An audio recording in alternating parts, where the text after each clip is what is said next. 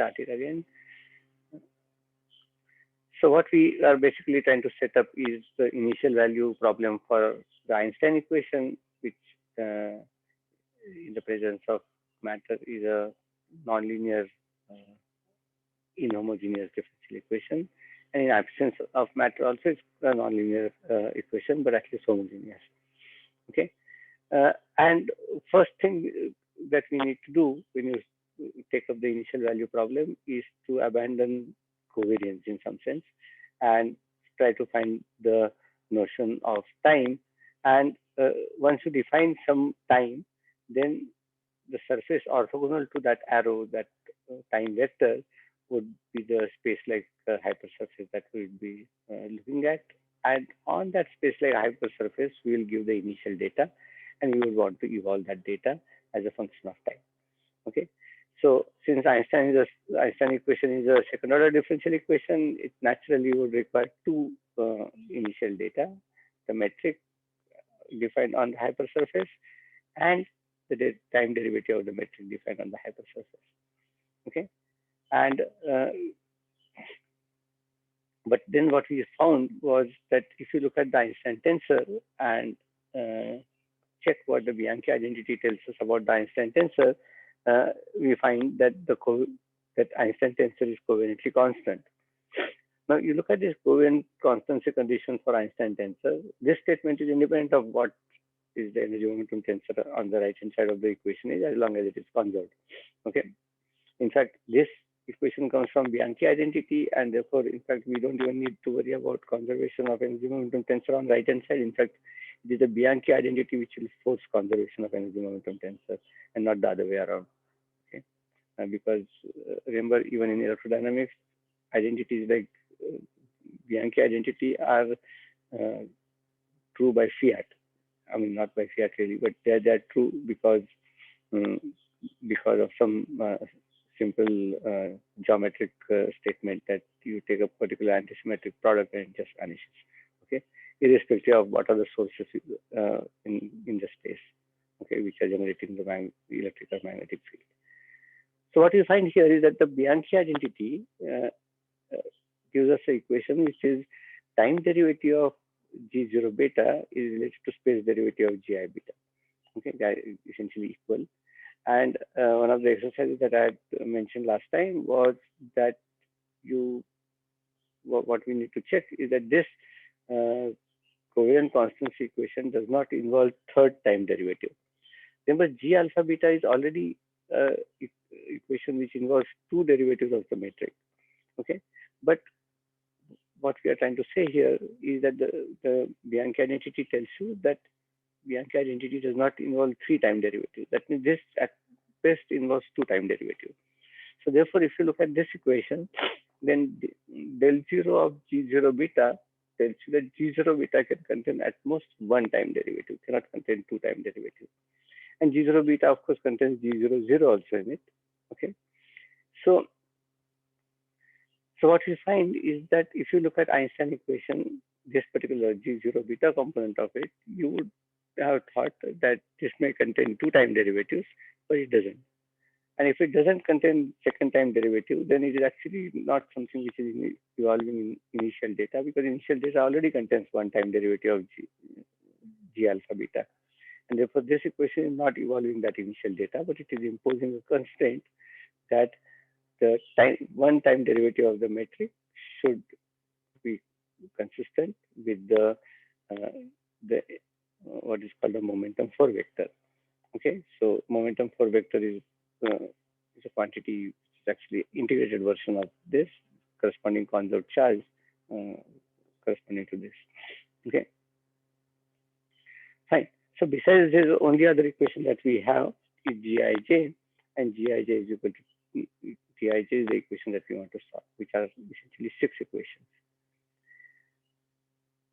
These six equations tell us that like we have fourfold ambiguity because our metric G alpha beta was symmetric tensor in 4 dimensions. So it has 4 into 5 by 2, which is 10 components. And we have only 6 equations, which will determine only 6 out of those 10 components.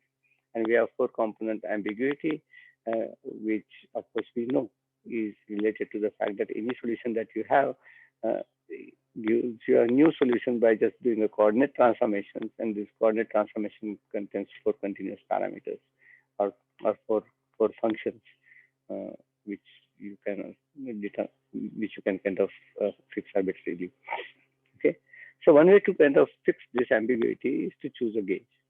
Okay, and one of the interesting gauges that one chooses is what is called the harmonic gauge. Okay, now it's not like this is the only gauge which is useful. There are like various different kinds of gauges people use.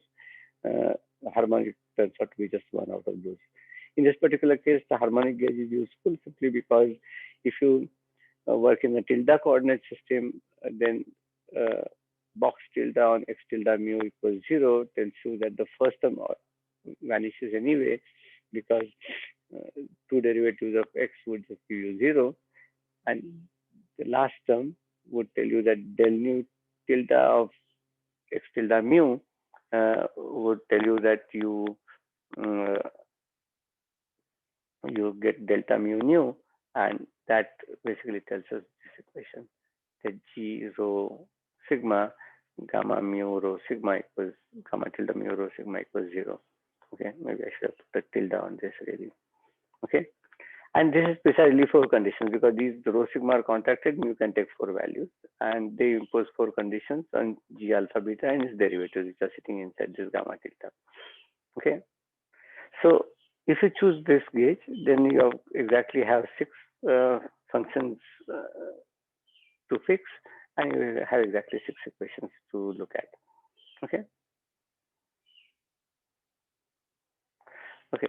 So now what we'll do is we'll kind of look at the uh, solutions of this equation, and we'll of course start with some simple solutions, and then kind of start looking at solutions which are kind of more complicated in some sense. Okay. Okay, so of course, to get simple solutions, what one wants to do is to look for metrics which have very large amount of symmetry. So if you have a large symmetry, then that symmetry would restrict the form of the metric, because suppose you say something is kind of rotationally invariant. Okay, then if something is rotationally invariant, then it should look some spherically symmetric in some sense. Okay, uh, or if you are looking at something which is cylindrically which has cylindrical symmetry, then in the plane you should see a rotation symmetry and stuff like that. Okay, so if you are looking for solutions with high degree of symmetry, then those kind of solutions are expected to be relatively simple solutions to obtain. Okay, so what we'll do is we'll first concentrate on these kind of solutions. Okay, or in fact mostly concentrate on these kind of solutions. Okay. Now, our main problem here is to kind of figure out what is a notion of symmetry when you have a complicated metric and you can do arbitrary coordinate transformation because you have some geometry, and that geometry is described by one metric, or that geometry could also be described by some very, very complicated looking metric. And these two metrics describe the same geometry. For example, you take Minkowski space metric, and then you go from x mu to x tilde mu, where x tilde mu is like horribly complicated function of x mu. Okay, some exponential plus log plus some trigonometric or hyperbolic functions to arbitrary power. You do a coordinate transformation of that type. At the end of the computation, you get a new metric, which is horrendously complicated looking, but the geometry is precisely same. Okay, so the symmetry of that space-time, which was described by the Minkowski metric, is the same symmetry, even if that metric looks so horribly complicated because you have chosen bad coordinate transformation to transform flat Minkowski metric to something very complicated. Okay. Now, of course, in that new complicated metric, it would be very difficult to figure out that Lorentz transformation was a symmetry or translation was a symmetry. So we want to get a notion which is independent of choice of coordinate system. It has to carry information which is intrinsic to the space-time which is described by that metric, than have information which is kind of anchored to a specific choice of metric. Okay, And that is what we would like to do. So we want to give more invariant description of symmetry than a description which is anchored, which is kind of dependent on a specific choice of metric. So, for example, Lorentz transformation is something which you can very easily see when you write down the Minkowski schematic, say 1 minus 1, 1, 1, 1, or 1 minus 1 minus 1 minus 1 kind of stuff. Okay, fine. So, advantage of doing that is that once you determine symmetries, then you could choose to work in any coordinate system that is convenient to you. Okay, it doesn't matter what coordinate system you use because that symmetry is intact. Okay, okay. Fine. So it's the same statement that I said, that like we will seek a description of symmetry with reference to without reference to any particular coordinate system.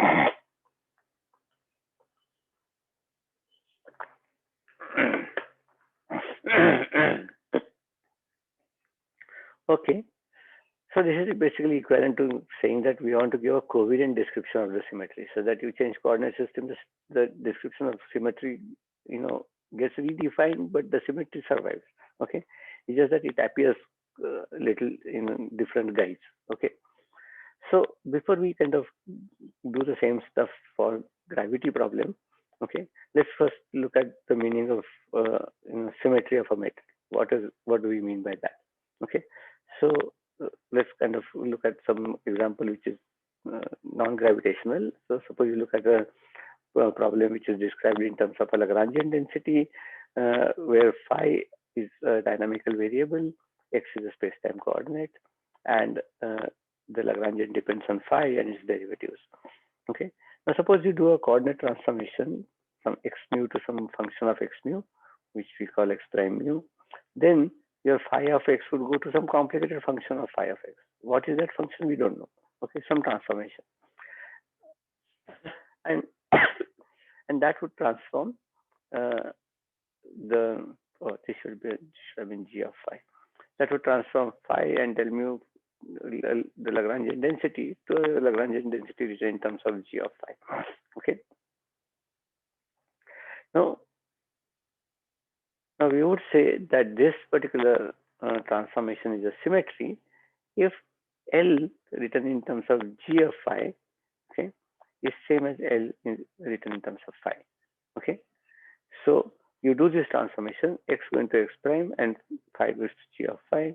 Okay, the Lagrangian density maintains its form. Okay, it is completely form invariant. Okay, now if you look at a coordinate transformation that uses, say, metric g alpha beta invariant, okay, that means whatever is the function f mu, which is a function of x, which defines x prime mu. Okay, if g tilde alpha beta x prime is same as g alpha beta x, okay, then you would say that the metric is form invariant. Okay, its form is the same. Okay, and in that case, we would say that that class of transformations is a symmetry of the metric. Okay, but we know that if you do a transformation, if you do any transformation like this, metric transforms like a second rank covariant tensor. Okay, so this statement that the metric remains form invariant is something that we will try to understand now in terms of what happens to the components of the second rank covariant tensor. So here's alpha beta component of the second rank covariant tensor in tilde or in the prime coordinate system. Here's the one in unprime coordinate system. Okay, and this is a relation. Okay, now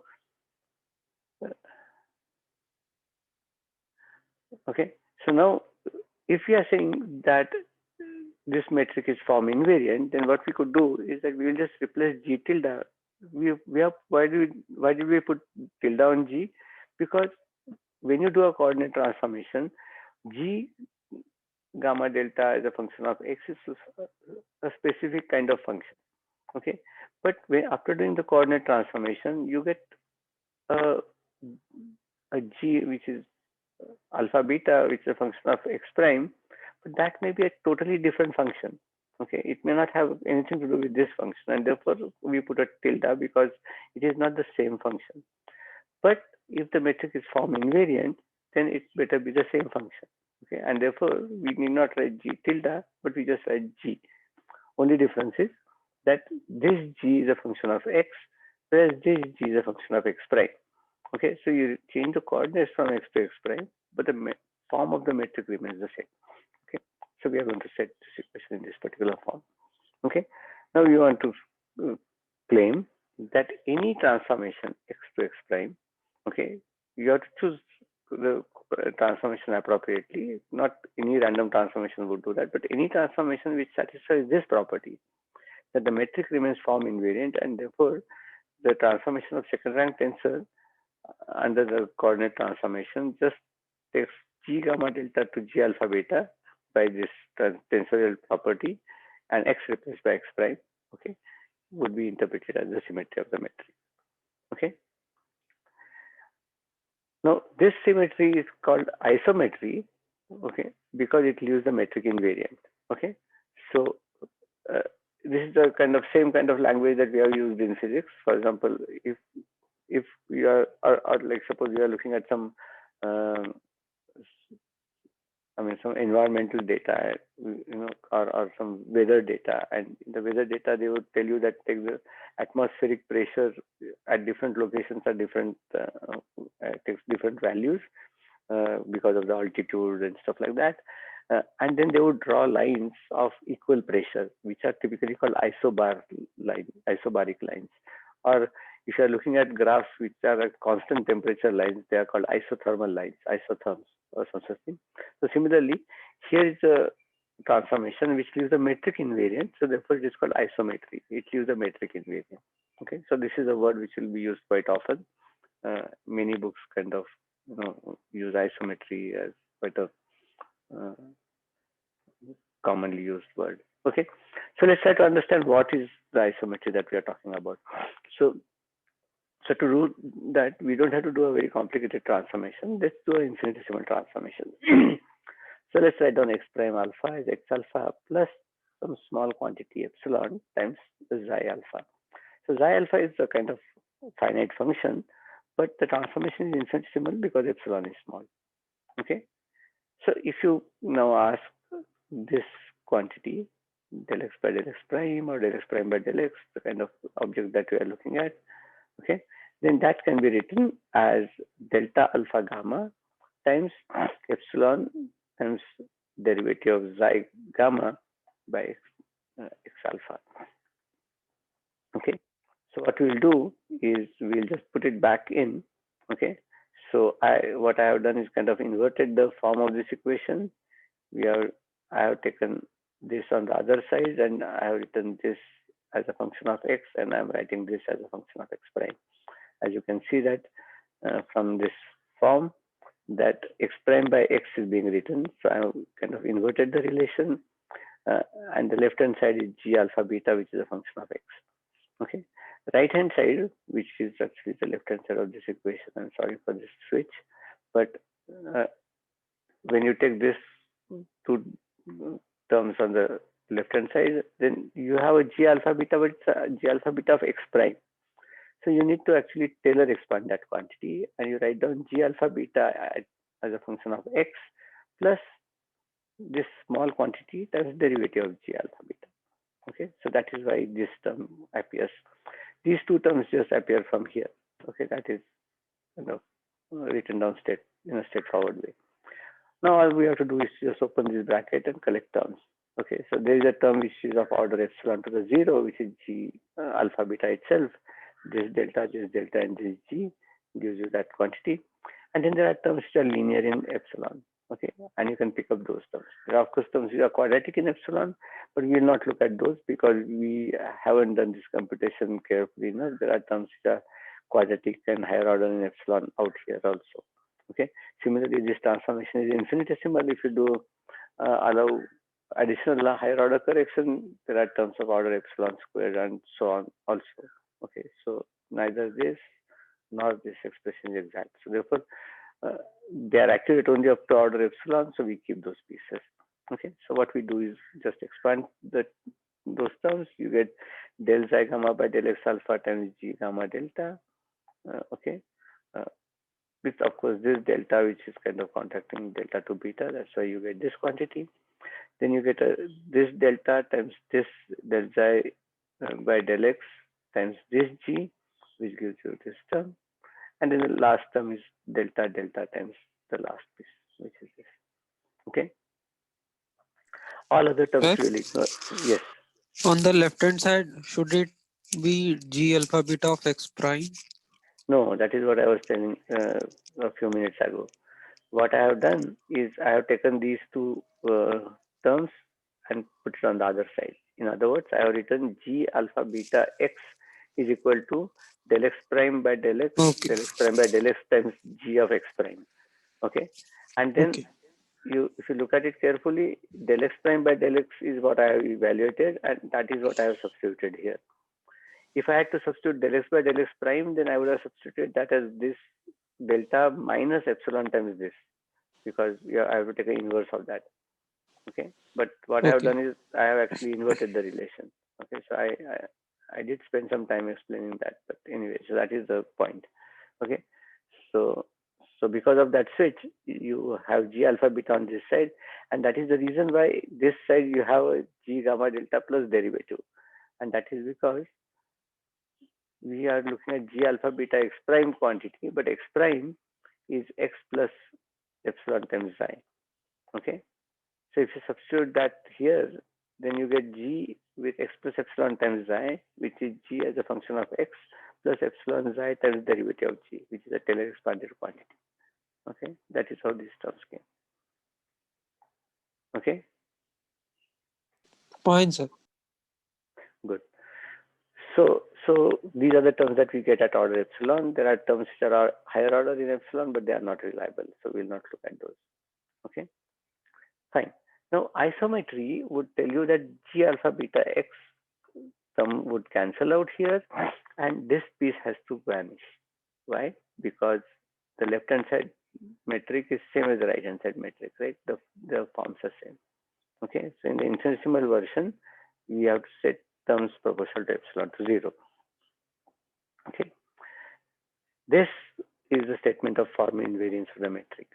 Okay, now if you look at it carefully, you see that, like, this is not a very nice way of writing any expression, simply because we know that if a quantity like xi gamma is a vector, then derivative of xi gamma is not a vector. Okay, so it's kind of a nice equation, but it is not a covariant equation. And our main aim was to actually give a define a notion which is covariant, such that under coordinate transformation that notion will continue to hold. Okay, so what we will do is we'll try to write this expression in a covariant form. Okay, so okay, so what we will do is basically we will push this G inside and pull this index down. Okay, so there are two different things. So we want a covariant form in the sense under general coordinate transformation it should be covariant, but we also would be bringing this vector into a covariant vector form. Okay, so there are two different ways in which the word covariant is being used, but I want to use the covariant in both ways. Okay, so fine. So you make this pull this index down, but to do that you have to push G in. But you can't push G in because G is not constant. Okay. Although G is covariantly constant, G is not constant with respect to the partial derivative. So, but you nevertheless push it in. If you do that, then you'll have to subtract a piece, which are these two pieces, which are the derivatives when G is pushed in. Okay. So this expression is same as this expression with G pushed in, and you lower these indices. Okay. Fine. But this quantity is something we know. This quantity is related to the Riemann-Christoffel connection. All you have to do is to multiply by G inverse and multiply by half. Okay. So what we'll do is we'll just write down G times G inverse here. Use G to lower the index on xi. Okay, that's why you get it downstairs. And a G inverse with a half gives you gamma. You can't write half, so you write 2 by 2 and then that factor of 2 sitting around here. Okay. Now you can check that this quantity can be written in a covariant form, and that is covariant derivative with respect to alpha of xi beta plus covariant derivative with respect to beta of xi alpha is equal to 0. That is the covariant form of the same equation. Okay, so this equation is same as this equation. Okay, it is just that this equation is written using partial derivative, whereas this equation is written in terms of covariant derivative. Okay, fine. So this equation written in terms of covariant derivative is actually called the Killing vector equation. Okay, and any vector xi alpha which satisfies this equation, okay, is called a Killing vector field. Okay, I mean it's a vector field if it is of course a function of coordinates. This thing, if it's a vector if it is defined only at a particular point. Okay, so a solution to this equation, which is the Killing vector equation, would be called a Killing vector field. Okay. Now, of course, that depends on what is the choice of the metric because there's a covariant derivative sitting around there. So metric and its derivatives are inside it. Sir, Yes. in the second last equation, shouldn't that be a minus here? Yeah, this piece. Because Christoffel symbol has one Yeah, negative and yeah. You're right. It should have been minus because I am taking a covariant derivative of a covariant vector. I need a minus sign actually. Remember, definition of covariant derivative is that when it acts on a covariant index, it comes with minus gamma. When it acts on a contravariant index, it comes with plus gamma. So yeah, I should correct this one. that's a silly typo. Yeah, let's just hold on. Um,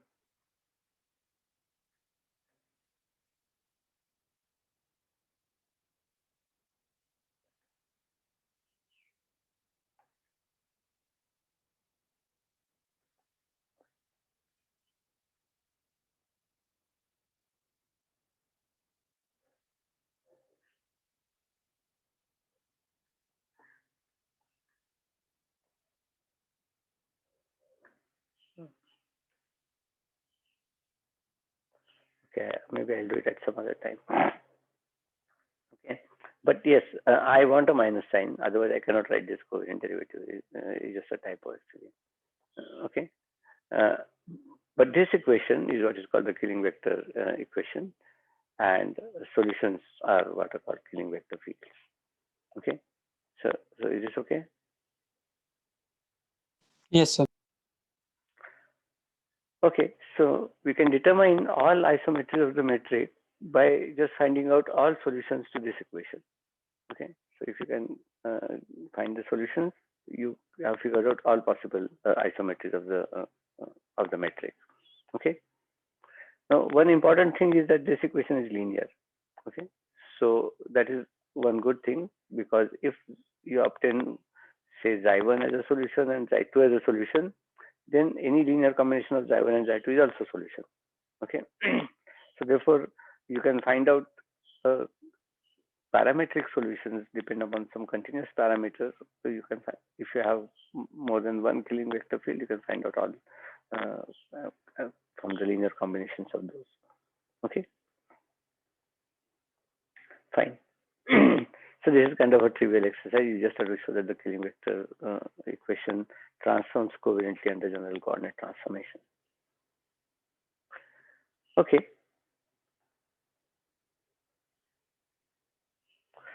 Fine. So upshot of this exercise is that if this equation is transforming covariantly under general coordinate transformation, then in one coordinate system, if you find a set of Killing vectors, then no matter how complicated the metric looks in a new coordinate system, it should have exactly the same number of Killing vectors. Okay, the form of the Killing vectors would definitely change simply because in the new coordinate system, the Killing vectors would look different. Okay, but total number of Killing vectors that the new metric should have should be the same as the number of Killing vectors that the original metric had. Okay, so that is so in that sense we have established that if we can determine Killing vectors or solutions to the Killing vector equation, then we know what are the isometries. Okay.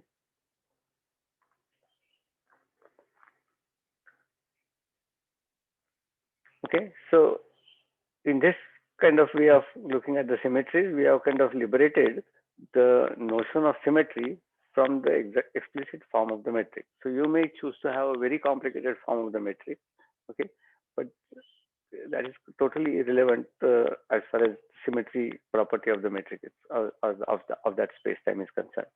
Okay, so advantage of this of liberating symmetries from the specific form of the metric is that you may when you are manipulating quantities, you may find that there exists some choice of coordinate system in which you are kind of much more comfortable in doing the computation, but some other choice of coordinate system in which you can see the symmetry property explicitly.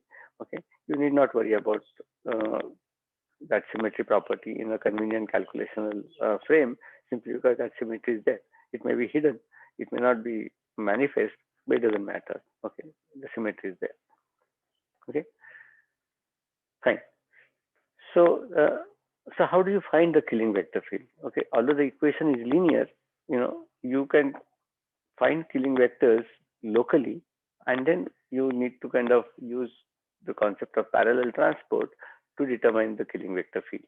Okay, so finding something in a given at a given point is actually finding a local description of the vector. Okay, but when you say you are looking for a vector field, that means that object is defined all over the space, and therefore this vector that you have studied at a particular point has to be transported to all possible points in the space time, and that is of course something that we know is done by the parallel transport equation. Okay. Fine.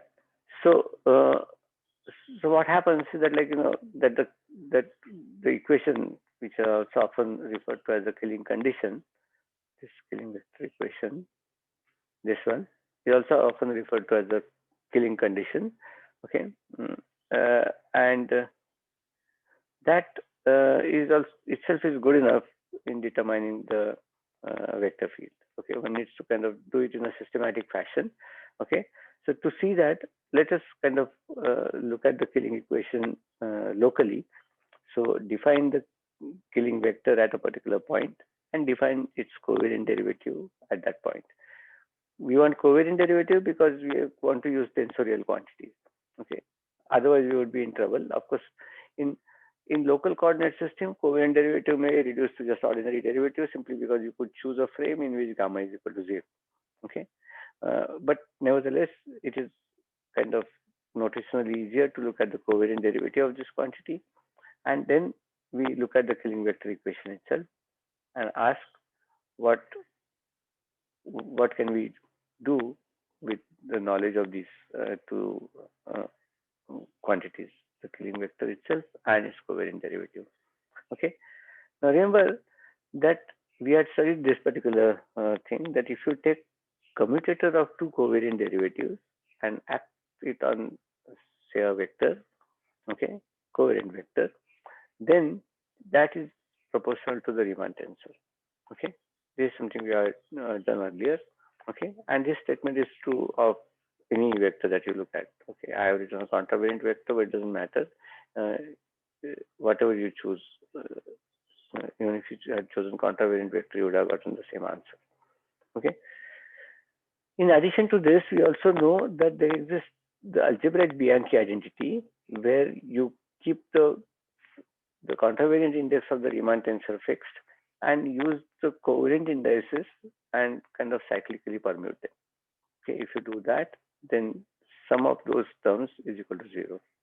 Okay, so what you could do now is use the fact that the Riemann tensor can be written as a commutator of covariant derivative acting on a vector field or on a vector, okay, and replace these by those commutational relations. So I have just put them in and I have expanded the terms.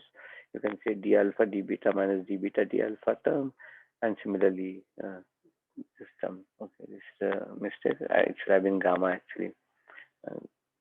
Okay, so gamma and eta are kind of sorry. Okay, so this is just an expanded version of this Bianchi identity by putting the commutator and opening out the commutator. Okay.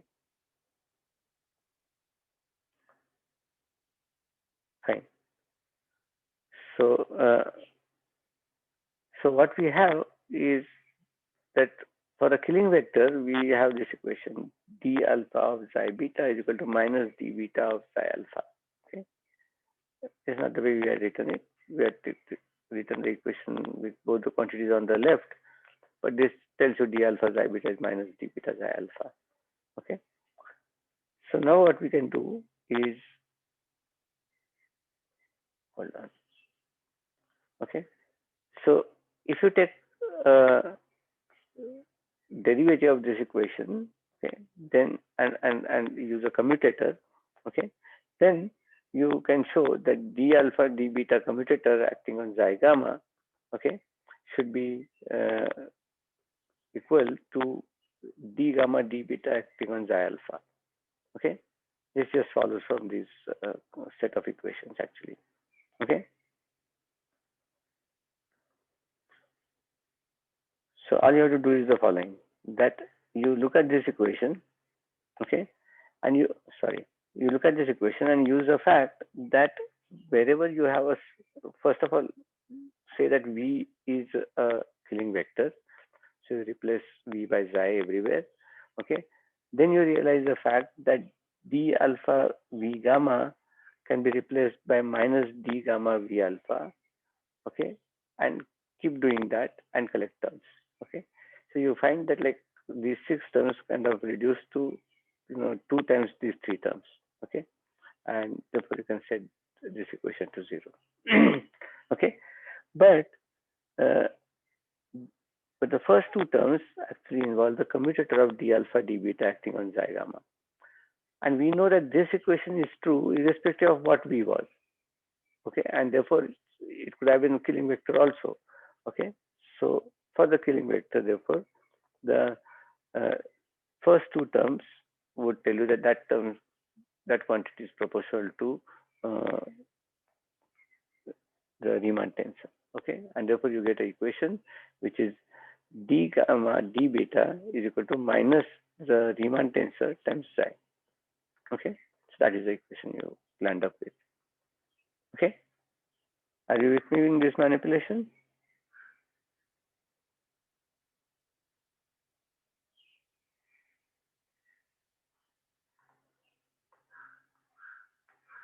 Hello. Yes, sir. So this is fine, right? So Yes, sir. what we have, yeah, so what we have shown is that this equation can basically be reduced to a commutator acting on psi, which gives you Riemann tensor piece times psi, and the last piece is as it is. Okay, fine. So what does this tell us? This tells us that if you know psi and if you know its covariant derivative, that was our initial data that we wanted to start with, that if you know psi and its covariant derivative, then using that you can determine the second covariant derivative of psi. Okay, but what you find is that the second covariant derivative of psi is not an independent quantity because that is proportional to psi itself. Okay, the proportionality not constant, but proportionality is a function which is a complicated function. It's a Riemann tensor. It involves various derivatives of the metric.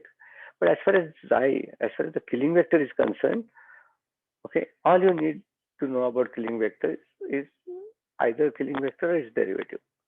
Okay. For example, if you try to take a third derivative of this killing vector, then you can use first 2 derivatives, replace that by Riemann tensor times psi, and then the third derivative would act on this. That would tell you that it could either act on Riemann tensor or it could act on psi. Okay, and therefore the third derivative of the killing vector is either proportional to psi or is proportional to derivative of psi. Okay, covariant derivative of psi. If you take fourth derivative, then you can again see that it will kind of stay between psi and its covariant derivative only. Okay, so what we have learned is that through this equation is that all you need to know is what psi is and what covariant derivative of psi is. Okay. Okay. So all other terms which are higher derivative terms in a Taylor expansion, okay, uh, could be written again in terms of psi at x naught and the derivative of covariant derivative of xi at x naught. Okay, why? Because when you do a Taylor expansion of xi defined at some new point, remember we have defined xi at x naught. If you want to define xi at x, okay, at some other point x, okay, you need to start from here and you have to derive xi defined at x. But what you could do is that you can take xi at x and write that as xi of x naught plus x minus x naught and do a Taylor expansion. Okay, if you write that Taylor expansion in the covariant form, then you have a Taylor expansion coefficients times covariant derivatives of psi. Okay, but what we have just seen, those covariant derivatives would be, depending upon which order in Taylor expansion, would involve that many covariant derivatives acting on psi. But what we have just seen is that the Killing equation tells you that higher and higher derivatives of xi can only be written in terms of xi and its first covariant derivative, and that is it, and nothing more than that. Okay, the coefficient functions are complicated objects, but they could be determined in principle. Okay, so what we have reduced the Taylor series Taylor series expansion of xi alpha to only a two-term expression. First term is xi alpha is proportional to xi defined at x naught, okay, times some matrix A alpha beta, and in addition, it is proportional to the covariant derivative of xi times another function which has indices alpha, beta, gamma. Okay. Now these functions A alpha, beta, and B alpha, beta, gamma can be complicated. They can be, complicated functions of metric and its derivative. You may want to write them in terms of Riemann, which is tensors or scalars. All of that are sitting around there. Okay, but as far as the Killing vector is concerned, only the Killing vector and its covariant derivative. That's all you need. Okay, is this fine?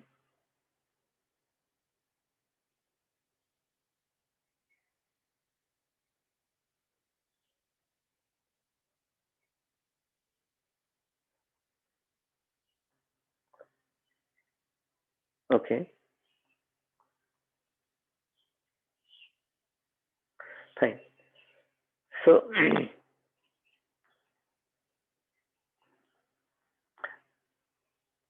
okay, so the next thing to realize is that since Killing vectors themselves are independent of choice of coordinate system, therefore A and B are essentially independent of what are the initial values of the Killing vector and their covariant derivatives. Okay, they are purely functions of geometric data written in terms of curvature components. Okay, and they do not depend on uh, xi and its derivative. Okay, fine. Now, next thing that we want to determine is whether the set that we have obtained is linearly independent or not. Okay, if the set is not linearly independent, then we have a lot of redundancy in the description, and we wouldn't want to have that.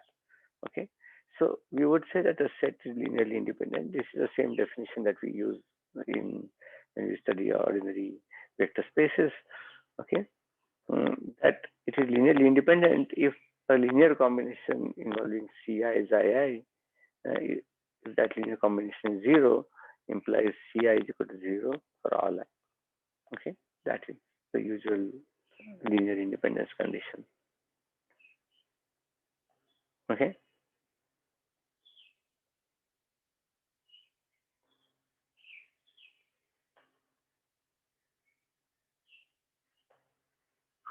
Uh, okay, so let's now consider some examples. Okay, so the simplest example is a space which is called a homogeneous space. A space is said to be homogeneous if there exists an infinitesimal isometry which translates a point x naught to its neighboring point x naught plus delta x naught. Okay, so what does it tell us? It tells us that like you go from point x naught to a neighboring point, the metric looks the same. Okay, metric has exactly same form. Okay, that's why the word isometry. Okay, and if that's what you do, okay, this is of course translation. You go from point x naught to x naught plus delta x naught. Huh? Okay, if the metric is invariant, you would call that symmetry translation invariance. So here x naught means a point or the zeroth component, a point, No, right? no, x naught is a point. Yeah, yeah, yeah. I mean, everything is covariantly defined. Yeah. Okay, by x naught I mean x naught mu, and coordinates are typically with contravariant indices. Okay, so this is not the time coordinate. Yeah. Okay. Okay,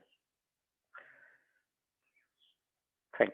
So, so with respect to this invariance, the metric must admit a killing vector which represents this particular isometry. Okay, and if you are working in say 4 dimension, it doesn't matter really. This statement could have been in any dimension. Okay, we can choose a killing vector xi alpha. Uh, I mean, you have to have 4 killing vectors of that kind. So that is this beta notation. Okay, this is xi alpha beta x x naught. That means it is defined at x naught, but you can kind of uh, so base point is x naught, but it can be kind of defined at point x. Okay, this killing vector has a property that when x is equal to x naught, then it should be just delta alpha beta. Okay, this just tells you the direction along which you are going to do a translation. Okay, that is the quantity. Okay, and one can check that this is uh, uh, uh, this is a kind of vector which satisfies the killing vector equation. Okay, and these vectors are clearly linearly independent. This delta alpha beta is just a statement that if your space has translation invariance, then you can do infinitesimal translation in x, y, z, and t directions. Okay, and these translations basically are uh, you know, linearly independent. It's kind of intuitively quite clear. Okay, fine. So let's consider the next example. So this is kind of simple example. You can easily guess that space which has translation invariance locally must be having the metric which is kind of constant. Okay, uh, fine. Now, the metric is said to be isotropic if you fix a particular point, say choose a point x naught, okay, and if there exists an infinitesimal uh, isometry, okay, which holds the point x fixed, okay. So, for example, if you want to do a rotation, okay, so three-dimensional rotation has a following property that you hold the origin of the three-dimensional space fixed, okay, and you rotate all the coordinates, okay. So in the case of uh, rotational symmetry, which is part of the isotropy, uh, x naught would be the origin of space-time. Okay, origin of not I shouldn't say space-time, origin of the spatial uh, part of the space-time. Okay, and now clearly we are looking for a transformation which holds x naught fixed. Okay, and therefore this vector which generates this kind of isometry or this kind of transformation which leaves the metric invariant should itself vanish at a point at which there is no transformation. Okay, because you are holding that particular point fixed. Okay, fine. So we are looking at a transformation which holds one particular point fixed. The vector therefore vanishes at that point, but its covariant derivative is absolutely arbitrary. Okay, well, it cannot be completely arbitrary because it has to be arbitrary subject to satisfying killing vector equation. Okay, because if it doesn't satisfy killing vector equation, then it's of course not the isometry of the space-time that we are looking at. Okay, so therefore, covariant derivative of psi is arbitrary subject to killing vector condition. Okay, now if you are working in d dimensions, okay, then we can at most choose d into d minus 1 by 2 such scaling vectors. Okay, and they are written in this particular form. Xi alpha, this alpha tells you that you are looking at a vector. This gamma delta in square bracket tells you that this object is antisymmetric in gamma and delta. Okay, this is a vector defined at x with a base point x naught, which is held fixed. Okay, and the statement that it is antisymmetric in gamma and delta, okay, is the first equation written out here. Okay, that psi alpha gamma delta is minus psi alpha delta gamma. Okay, the other statement is that psi itself should vanish at x naught, because x naught is a fixed point of that transformation. Okay, so that tells you that psi alpha gamma delta x naught should be 0. Okay. The next thing that we want to look at is what is the action of the covariant derivative on this vector. Okay.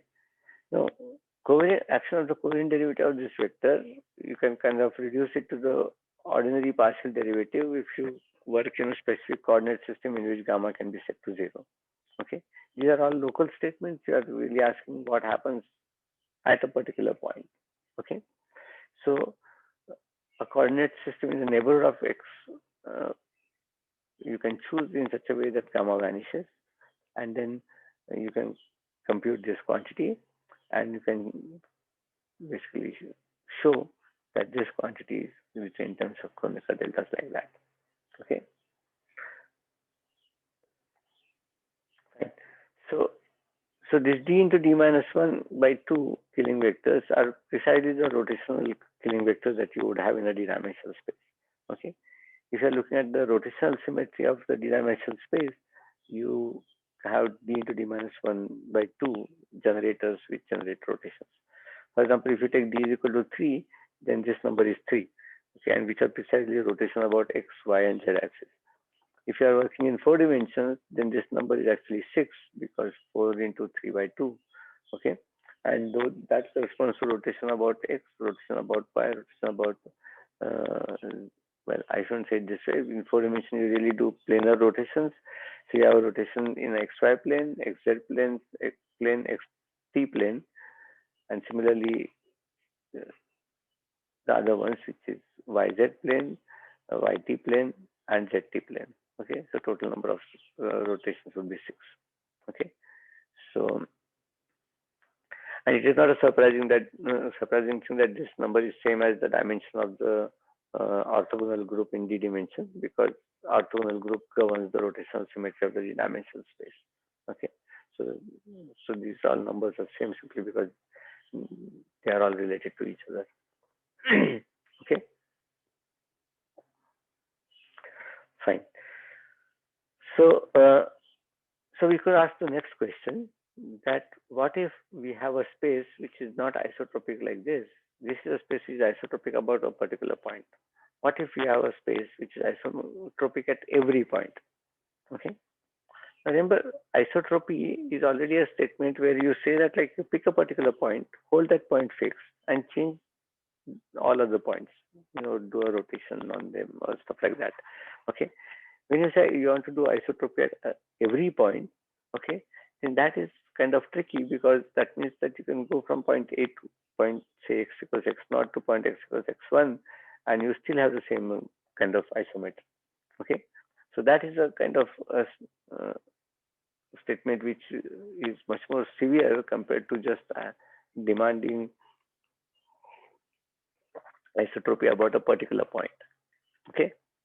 But the point is that, like, if you think about it for a moment, then you realize that if you have isotropy around x equals x naught, and you have isotropy at x equals x naught plus delta x naught, then this fact must be happening because there is a probably translational isometry which allows you to switch from x equals x naught to x equals x naught plus delta x naught.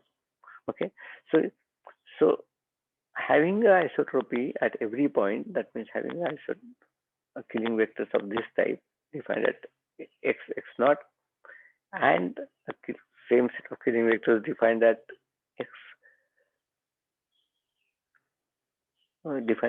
comma x naught plus delta x naught. Okay, but this translation can be done by the translation isometry, and therefore a space which has which is isotropic at every point is a space which is isotropic plus homogeneous. Okay, we will see it in a moment. Okay, fine. So, but the main point is that like killing vector equation was linear, and therefore what you could do is you take a killing vector defined at x naught plus delta x naught, and take killing vector defined at x naught, and just subtract.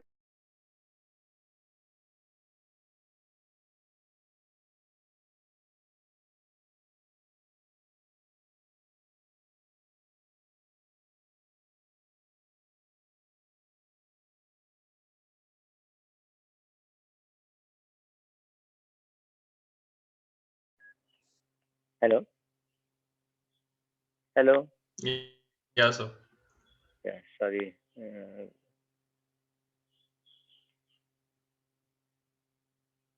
I should probably not use HRIS connection at all. Actually, it just kind of goes off at any random point.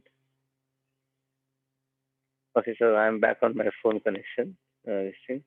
So I don't know when we got disconnected, but what I was trying to say was that if you are looking at a space which is isotropic at every point, okay, then you have killing vectors defined at each point. Okay, so suppose you look at two neighboring points. Hello, hello,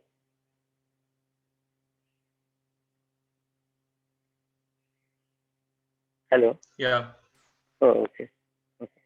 It says unstable internet connection. Hello. Yeah, can you hear me? Can you hear me? Hello.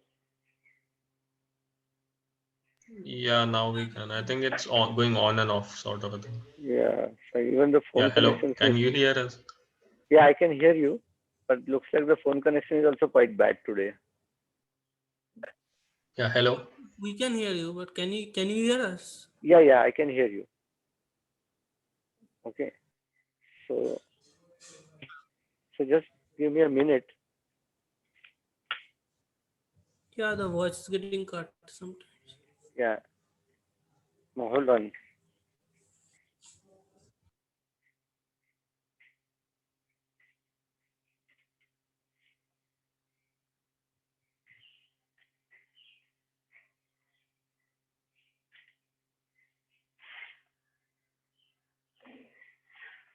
Can you hear me better now? Hello. Yeah, somewhat, I think. Well, I'm kind of come out of my house. Hopefully, at least I'll get a little better signal here. Okay. So I hope you can hear me. So what I was trying to say was that uh, if a space is isotropic at every point, then you should be able to write down killing vectors at all points. Okay. So suppose you choose a point x equals x naught and write down killing vectors xi, alpha, gamma, delta, and choose a point which is like in infinitesimal neighborhood at point x naught plus delta x naught, and uh, that also is a killing vector because the space is isotropic at all points. Okay, fine. So we are just defined these two killing vectors, but we know that killing vectors have the property that they satisfy a linear differential equation. So therefore, if these two are killing vectors, then any linear combination of them is also a killing vector. So what we'll do is we'll take the difference between a killing vector defined at x naught plus delta x naught and the killing vector defined at x naught. Okay. So if they're infinitesimally away, then that would tell us that the derivative of the killing vector defined at x naught, okay, is also a killing vector, right? Because this expression, the subtraction can be just Taylor expanded. You can write down that as a derivative. Okay, the leading term would look like that. Okay, fine. So the point is that like the vector has a property that because of the isotropy of the I mean isotropy invariance, that this vector has a property that if you set x equals x naught, then this vector would vanish. Okay, why? Because isotropy is a transformation which holds x naught fixed. So therefore, if you ask what happens to x naught due to the killing vector, of course, the answer would be that it does not change x naught. Okay, and therefore the killing vector should vanish at x equals x naught. Okay, so if that is the case, then it also would tell you that if you take the derivative of the killing vector, okay, and set x equals x naught, then that would also vanish. Okay, fine. So what we could do is that we can use this vanishing of the killing vectors, okay, and kind of trade it off by writing. So we want to kind of determine this quantity, but we know how to write down a derivative of this with respect to first argument. Okay, we will use this killing vector condition to write that in terms of the second argument. Okay, so what we learn is that this is something we had already seen from the isotropy condition, that if you take a derivative of xi with respect to x beta, it is given by delta delta product. Okay, just two pages back. Okay, here that you take the covariant derivative, but in the local coordinate system that is just a partial derivative, and that is given by this product of two deltas, or rather difference of products of two deltas. Okay, fine. So we use this fact, okay, and just a second, yeah, and because of that, we know that this quantity is given by the difference of two products of two deltas. You plug it up here, and that tells you del xi by del x naught is given by opposite combinations. Okay, this quantity is minus and this quantity is plus. Okay, fine. So as I was saying, that if the space is isotropic at every point, then it must be homogeneous, because isotropy is a symmetry about rotations about a particular point. That number of such transformations that you can do would be a fixed number of transformations. Okay, because highest value of that is d into d minus 1 by 2, and if you can do it at every point, that means you should be able to take the isotropy defined at point x equals x naught and translate it to an isotropy defined at point x minus x naught plus delta x naught. Okay, but this translation property is an invariance which is called homogeneity of the space. So therefore, any space which is isotropic at every point is therefore homogeneous.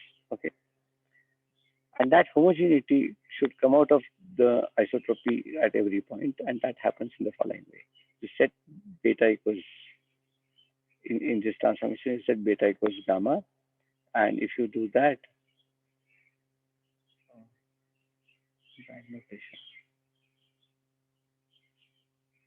okay, so suppose you look at this expression, any one of the two. If you set beta is equal to gamma, then you find that that you get a term which is like this, delta gamma gamma, that will give you d, and then this one will give you kind of a term which is delta alpha delta, okay, with a minus sign. Okay, so this term is some number times a delta function. Okay, I mean Kronecker delta function. But if you go back to the homogeneous spaces, then you know that if you write down a vector, just one more transparency back. Okay, that vector has a property that if you define it at a point x naught, then you get that as a delta function. Okay, so this object that we are looking at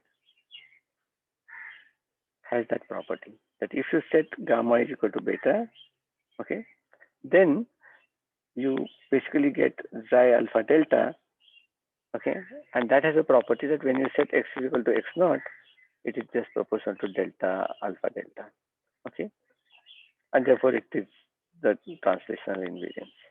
Okay, so what we learned was that isotropy at every point can be translated into isotropy at one point plus homogeneity of the space. So if you say, let us consider a space which is homogeneous and isotropic, you actually mean that you are considering a space which is isotropic at every point. Okay. So anybody who has kind of had some exposure to cosmology, you would realize that one is looking at uh, geometries in cosmology which are homogeneous and isotropic. That means any point in the universe is as good or bad as any other point in the universe.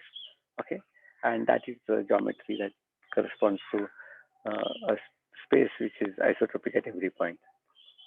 Okay, now notice that if you have a space which is homogeneous, okay, we kind of restricted ourselves to d dimension, the 4 dimensions for no apparent reason, but you could have worked it in d dimensions. You get d such vectors. Okay, we get 4 such vectors, beta takes value 0, 1, 2, 3 in 4 dimensions.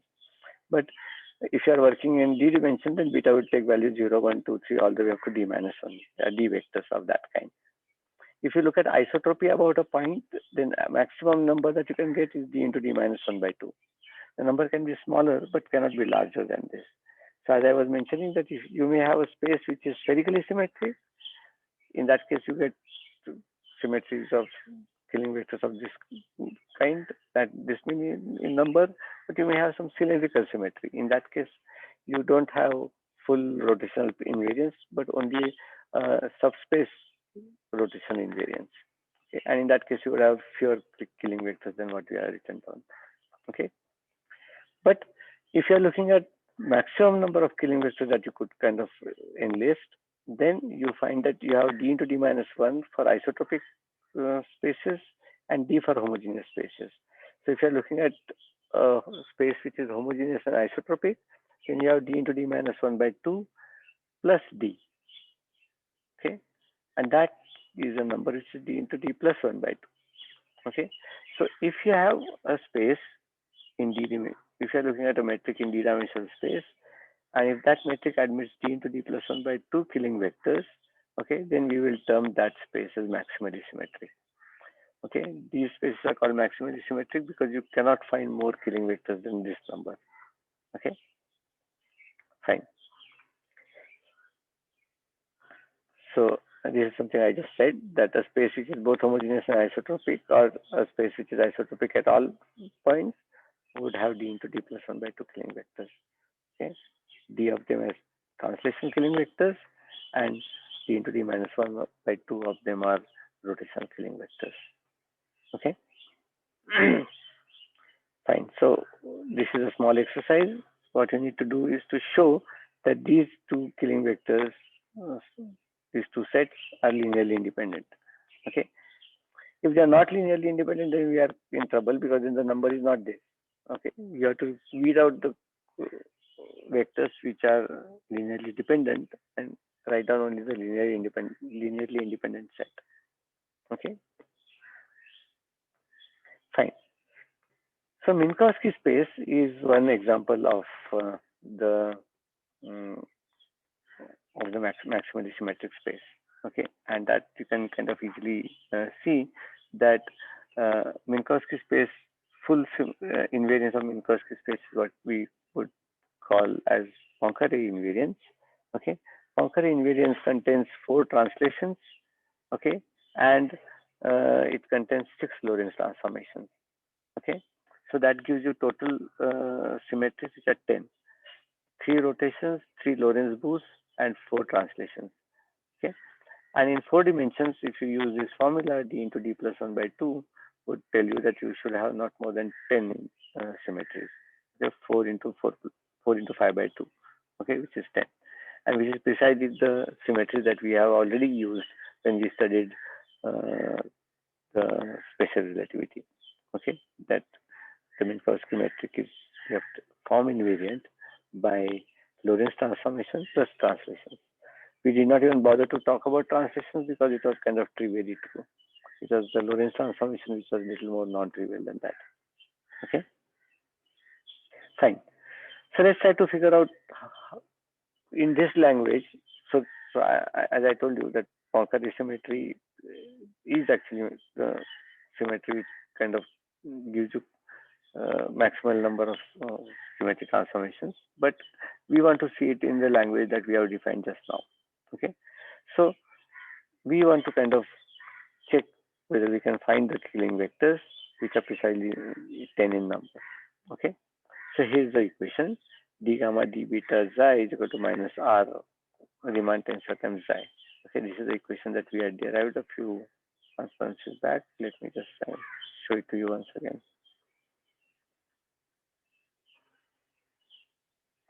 This was the equation where we said that like what happens to the what happens to an arbitrary vector under uh, when you substitute that in the Bianchi identity, and that gave us this equation, and this equation involved a commutator, and that gave us this equation.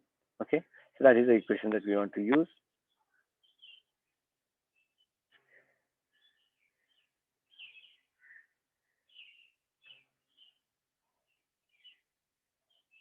Yeah. Okay, so this is the equation. But we know that for the Minkowski space, the Riemann tensor vanishes. Okay, and this statement is nothing to do with the choice of metric. It's not like because our metric is -1, 1, 1, 1, you could have written down any metric which is a coordinate transform of the -1, 1, 1, 1 metric. Okay, and Riemann tensor would have still been 0. Okay, this is a fact that we know because it's a tensor quantity. If it is 0 in one coordinate system, it is 0 in all other coordinate systems. Okay. If you work in the flat coordinate system, then you also have your Christoffel connection vanishing. Okay, now this is not coordinate independent statement because Christoffel connection is not a tensor, and therefore if it is 0 in one coordinate system, it need not be 0 in another coordinate system. The simple example is that instead of choosing Cartesian coordinate for the spatial part of the Minkowski space, if you use say spherical polar coordinate system, you have non-vanishing Riemann-Christoffel connection. Space is flat, but connection is non-trivial. Okay, fine. But let's work in the choice of coordinate system in which the connection actually vanishes. Okay, in that case, this equation just reduces to partial derivatives, two partial derivatives acting on xi is equal to 0. Okay, because right hand side is 0, left hand side reduces to partial derivative. Okay, the solution is kind of trivial, right? Solution is xi has to be at most linear in x because second derivative in x just vanishes. Okay, so here's the solution. Okay, the killing condition tells you that del alpha of xi beta plus del beta of xi alpha should be equal to 0. Okay, now notice that in this solution you have a alpha where alpha can take 4 values if you are in 4 dimensions. Okay, so these are the failures which will generate translations, and then you have a b alpha beta times x beta. Okay, and we are trying to figure out what is this object, and solution to this equation, okay, is a solution to this condition. Okay, we want to also impose the killing vector condition in addition on that, and that is this equation. If you impose that condition, it does not affect a at all because you take the derivative, a just goes away. But when you take the derivative, you get a b alpha beta from here. Okay, and this equation tells you that you get b alpha beta plus b beta alpha equals 0, which means that b is an antisymmetric tensor. Okay, if it is an antisymmetric tensor, then an alpha beta take 4 values. Then antisymmetry tells you that the number of components that this object has is 4 into 3 by 2. Okay, which is 6. Okay, or instead of 4 into 3 by 2, you can just call that d into d minus 1 by 2. Okay, so there are d into d minus 1 by 2 parameters sitting here and d parameters sitting here, and that addition of that gives you d into d plus 1 by 2. Okay, and that is why the Minkowski space is maximally symmetric. Okay, and we can derive it from the killing vector conditions. The killing vectors, of course, are straightforward. Xi alpha beta is delta alpha beta, which correspond to infinitesimal Lorentz infinitesimal translations, and xi alpha gamma delta is equal to delta alpha gamma x delta minus delta alpha delta x gamma corresponds to Lorentz transformation, infinitesimal Lorentz transformation. If you put spatial indices on that, you can easily see that these are the elements which are going to generate the rotations. Remember, the transformation which will generate this kind of quantity is xi alpha is multiplied by del alpha actually. So if you put a del alpha sitting around here, you can see that this is x cross p type of term. Okay, in the spatial part. Okay, of course, to get the whole thing right, you will have to actually put the syntax upstairs, write that in the contravariant form. Okay, but yeah, so this is what it will do. Okay,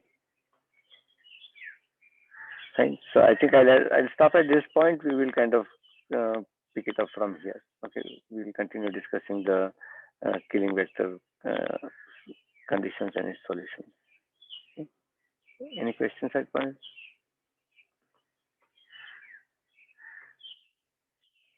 Hello, I hope I'm connected.